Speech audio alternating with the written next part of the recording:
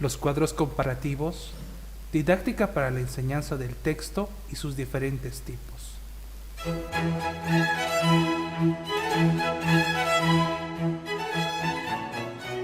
¿Qué son los cuadros comparativos? Los cuadros comparativos son una técnica de estudio que se utiliza para sintetizar y organizar la información de una forma gráfica, de manera que te ayuden a comprender y relacionar las ideas de un texto. ¿Cuándo podemos usar esta técnica de estudio? Podemos usarla cuando requiramos contrastar diferentes temas, aspectos, características, conceptos o autores. También podemos usarla cuando necesitemos contrastar diferentes eventos, épocas o acontecimientos históricos. ¿Cuáles son las ventajas del cuadro comparativo? El cuadro comparativo tiene las siguientes ventajas: mejorar la comprensión de temas complejos que se relacionan entre sí, desarrollar capacidades para el análisis y síntesis de ideas, organizar gráficamente las ideas por conjuntos, comparar diferentes temas para aclarar las posibles diferencias y similitudes entre ellos, otorgar un soporte visual a tus apuntes, lo que hará más práctico y activo tu estudio. Repasar el tema de forma rápida. ¿Cómo se elabora un cuadro comparativo? Para elaborar un cuadro comparativo, tenemos que seguir los siguientes pasos. El primero, debemos realizar una lectura analítica para detectar la organización de las ideas principales. Para ello, tenemos que aplicar la técnica de subrayado y estructurar el texto correctamente. Segundo punto, detectar los diferentes temas que se comparan entre sí. Tercer paso, debemos organizar las ideas. Primero, debemos localizar los diferentes tips que se contrastan entre los diferentes temas, para luego organizar las ideas de estos tips. Y por último, organizamos las ideas de forma gráfica a modo de un cuadro comparativo. Por ejemplo, si queremos enseñar los tipos de textos, debemos estructurar las ideas de la siguiente manera.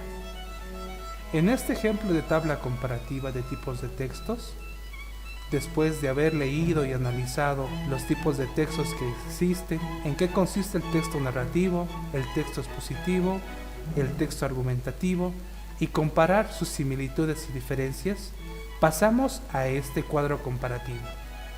El texto narrativo, el texto expositivo y el texto argumentativo van a responder siempre a las siguientes consignas.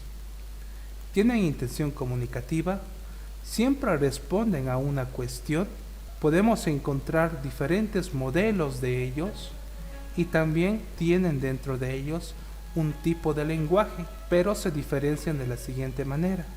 Un texto narrativo relata los hechos que suceden a unos personajes. El texto expositivo explica de forma objetiva unos hechos, mientras que el texto argumentativo defiende ideas, posturas y expresa opiniones. Por su parte, el texto narrativo responde a la cuestión ¿qué pasa?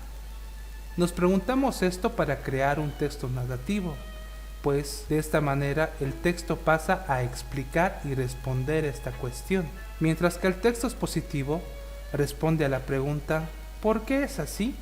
Y el texto argumentativo responde a la cuestión sobre qué pienso o qué me parece si el tema al cual estamos estudiando. A su vez, el texto narrativo lo encontramos en novelas, cuentos, noticias, leyendas y demás escritos. Mientras tanto, el texto expositivo lo podemos encontrar en libros de texto, artículos de divulgación, enciclopedias, y el texto argumentativo lo encontramos en artículos de opinión, críticas de prensa, ensayos, artículos científicos y demás escritos académicos. Al tipo de lenguaje que responden tanto el texto narrativo, el texto expositivo y el texto argumentativo varían. Por ejemplo, el texto narrativo responde a verbos en acción. El texto expositivo tiene un lenguaje claro y directo, mientras que el texto argumentativo responde a verbos que expresan opinión. De esta manera podemos organizar de una manera práctica, sencilla y rápida toda la información correspondiente a un tema usando los cuadros comparativos.